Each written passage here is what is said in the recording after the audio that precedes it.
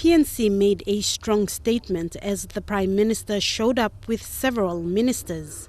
As the ruling party in the current government, today's presentation by party leader and Prime Minister Peter O'Neill was about what has been done and about what is to come. Over the past 5 years, it is without any doubt that PNC has transformed the nation.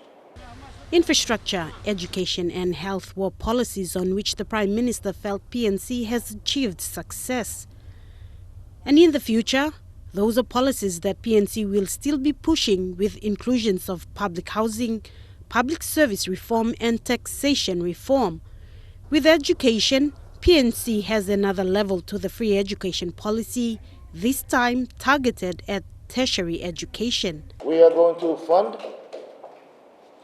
the student loan scheme, where each student will be able to now get a loan from government, make sure that they educate themselves in the tertiary level.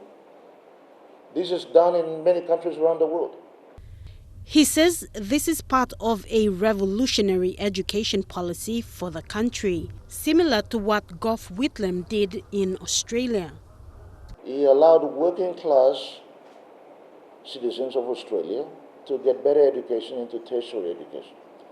He allowed them to get student loans, and most of the Australians today who are educated, who are looking after their family, who have moved from working class to middle class and beyond, is because of one man.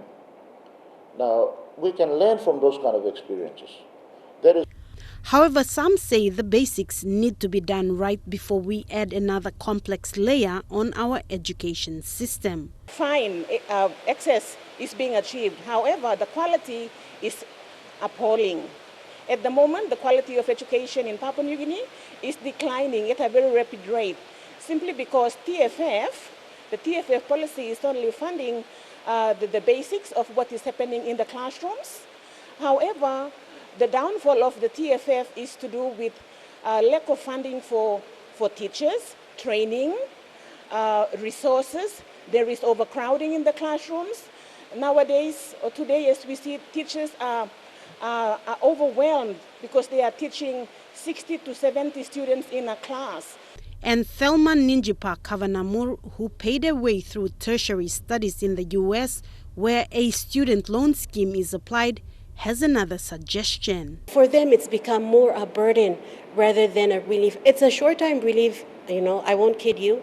You but relax na stop, government by paying school fee below you. But after that, you work, whether it's 20 years, whether it's 30 years, to pay back that school fee. It's a great idea for student loans, but it's a greater idea to ask business houses to open up their arms, open up their hearts, be inclusive in their working policy for young people to actually come and have part-time jobs, casual jobs, work their own way through college or university.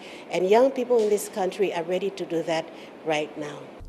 Sarah Aupong, National EMTV News.